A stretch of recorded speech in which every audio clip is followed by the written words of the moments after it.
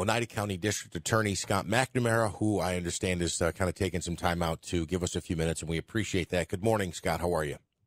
Good morning, Jeff. I'm good. How are you? Very good. So the reason we wanted you on today is, again, as this saga with Mr. Gordon continues. We talked to you for a story last week, at the end of last week. He's kind of coming out and basically saying that you need to resign.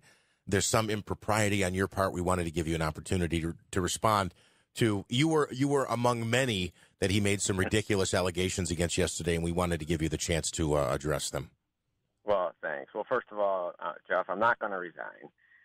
Second of all... Hang on, you're not? You're not? Oh. No, I'm not.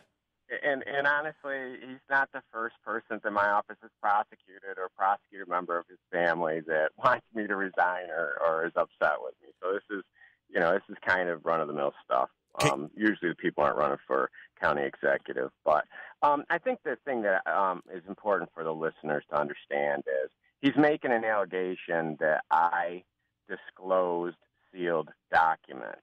That's absolutely not true. That is a lie. I don't know where Bill Keeler got those documents. I have a good idea, making an educated guess, but I did not give them to him. I don't even have those documents in my office, so I couldn't have gave them to him. But nonetheless, I didn't give up sealed documents. What happened was, and it happens all the time, and I think that's important for the listeners to know, is the media, you guys, there's another radio station, there's numerous TV stations, call me all the time. I am an elected official, and as a matter of fact, this year I'm up for election. And you guys inquire about how we handled a specific case or why we disposed of it. Sure. Hang on, Scott, you're dropping out as you're explaining this. Hang on one second here. Go ahead. Okay. All right, you're talking about media inquiries where you get specific requests or questions on how you handled a given case. Right, and it happens all the time. This case is not unique. This happens all the time. Bill Keeler called me up and wanted to know, did our office prosecute him and what the result was? And I responded to that. The sealing law, the law that actually seals records, it's records and documents and fingerprints and photographs that get sealed. It does not seal the prosecution's memory or the prosecution's mouth. We can talk about what we did, and as a matter of fact, part of the transparency of what the DA does and the responsibility to the people who elect me and the people I represent is that I do explain why I did something. They have the right to know. So that's exactly what happened. I mean, this could easily be – there's another side of this coin. Dave Gordon got charged with a domestic violence case, and the DA didn't do anything. That's a fair inquiry, too. So I have the right to explain why we didn't prosecute him, why there was no conviction, and I do it all the time. This case is not unique. And he makes reference to his case was sealed, and I guess, therefore, he's coming to the conclusion that nobody can talk about it. Well, that's absolutely not true. I said probably the most famous sealed case in Oneida County right now is the case involving Stephen Barnes. Yeah. And we talk about it all the time. Yep. So that's not accurate. So, I think that's important for the listeners to understand. I didn't release sealed documents. And when you guys call me and ask me why we handle a case, regardless of what the underlying, situation is with the records, I do talk about why we handle cases a certain way. And I hope you guys can understand. I hope the listeners understand. When I'm getting asked questions about a domestic violence case, that's concerning. Domestic violence is a very serious crime in Oneida County. I have one assistant that's all she handles. So I take domestic violence very serious. I take inquiries about why we do certain things very serious. And, and it's one of those cases that we really do worry about because, historically we have seen some, homicides. A lot of them have been murder-suicides involving domestic violence cases that have come to our office. So, it's something that, I do believe one thing he said yesterday, that office holders should be held to a higher standard. And that's why I feel it's incumbent upon me when I'm asked questions by the media to be forthright, honest, and explain why I did certain things. Scott, let me just play that clip for you real quick because I played it about 6 times this morning because I think it's the only one bit of truth he might have said yesterday. And that's... that office holders should be held to a much higher standard. And then he questions why, when he's running for office, he gets the questions and the nature of the questions that he gets. Andrew? So, Scott, there was a couple of things that he had addressed that he was talking about with you specifically, one of which was when you had explained to Bill why the case was no longer pursued, it was that the alleged victim had stopped communicating with the DA's office, with your office. He says that's not true. And in fact, that they had reached out numerous times and that the DA's office stopped returning their calls. That was the claim he made yesterday.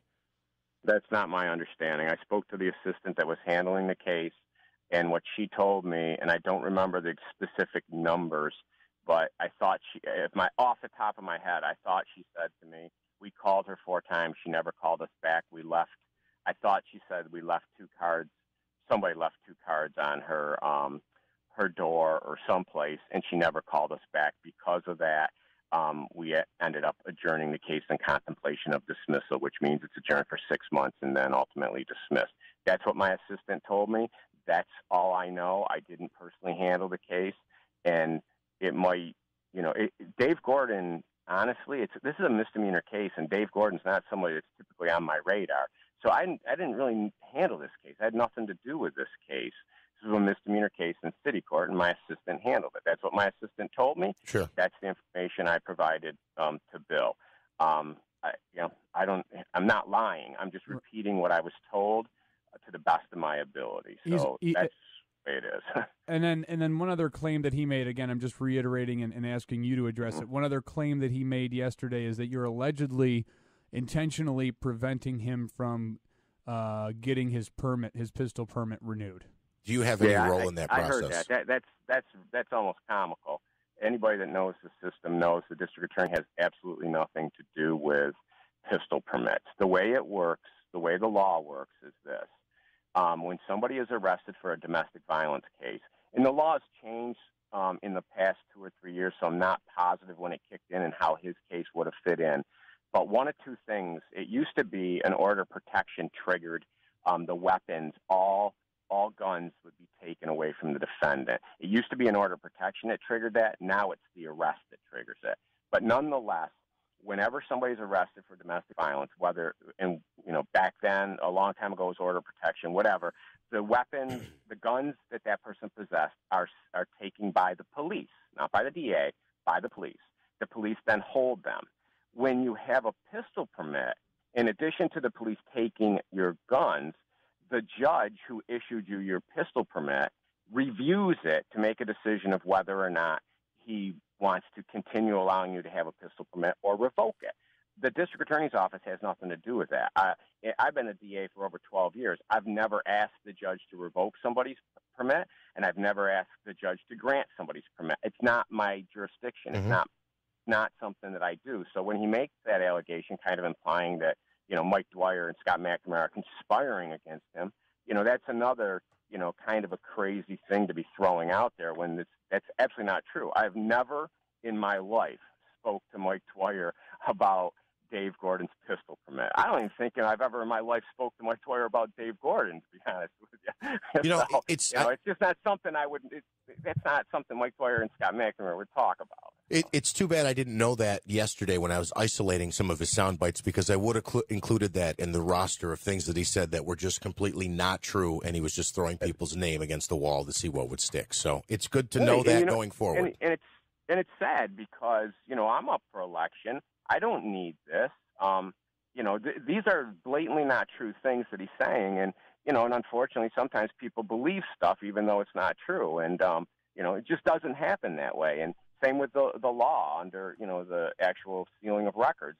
There's a law there. People can go look at it. No place in there does it say the DA can never talk about the case. All right. Oneida County DA Scott McNamara, appreciate you taking a few minutes to join us this morning and kind of explain your side of this and get that clarification at the end. Appreciate your time again. Have a great day. Thanks, Jeff. I'll talk to you.